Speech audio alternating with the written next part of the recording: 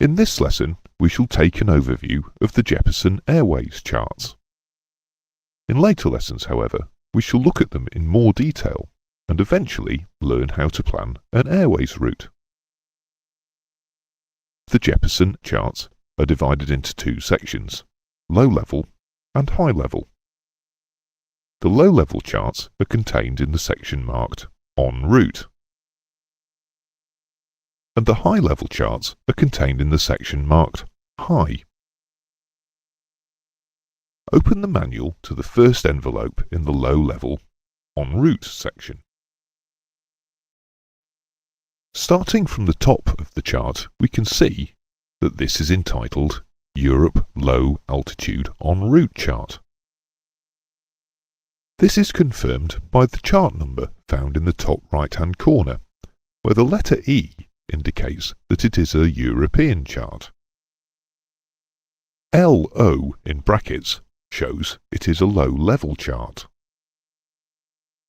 And the 1A is its number in the series. This chart is only printed on one side, as we can see from the note in the top left-hand corner. Below the chart number is the scale. On this chart it is 1 inch to 20 nautical miles, which approximates to 1 in about 1.5 million.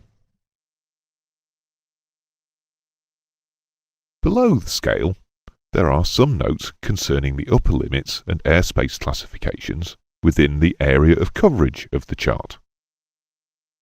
We can see from these notes that the airspace covered by this chart encompasses Denmark, Norway and the United Kingdom, each having an upper limit of flight level 245. Next, we come to the chart revision data. On this chart, it shows that the revision was effective on the 30th of January 1998, and that the major revision was the decommissioning of the Aberdeen NDB, and the ATS was modified within the United Kingdom. Revisions are always made on a Friday. Arguably the most important part of the front cover is the date on which the chart becomes effective.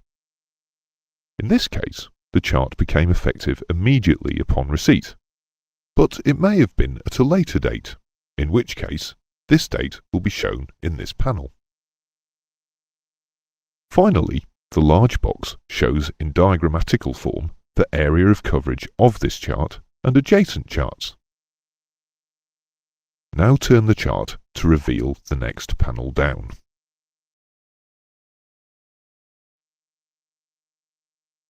The major portion of this panel concerns radio communications, including location, call sign and frequency. It is strongly recommended that before you move on to the next scene that you read carefully the notes under the heading Tabulation Legend. The transponder settings and procedures are to be found in the En route section of the AIP. At the bottom of the panel are two diagrams indicating the correct cruising levels to be used.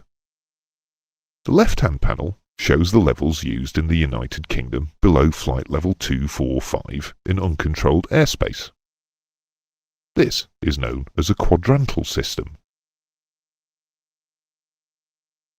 All airspace except the UK uncontrolled airspace uses the standard semicircular method of odd flight levels between 360 and 179 and even flight levels between 180 and 359. Once you have read and understood the communications legend, open up the chart ELO1, which is at the back of the first envelope.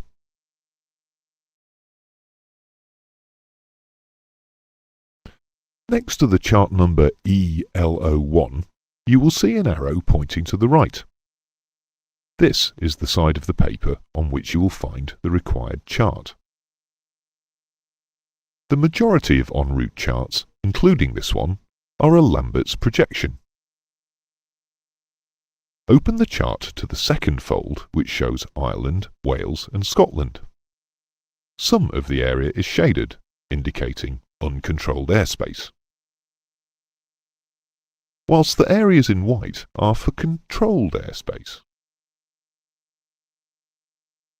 The solid blue lines joining the navigation beacons show the centre line of the airways.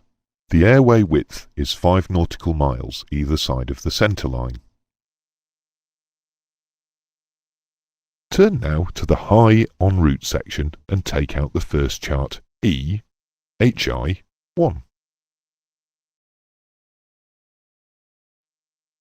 The layout of the front panel is the same as the low-level charts, except that the flight level diagrams are omitted.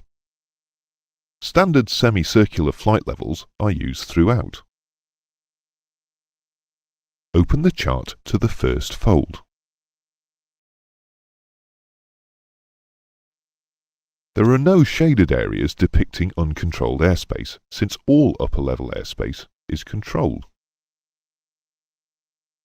Blue lines, as in the low-level charts, define the centre line of the airways, but there is no defined width to them. However, for air traffic control purposes, 5 nautical miles either side of the centre line is the accepted norm.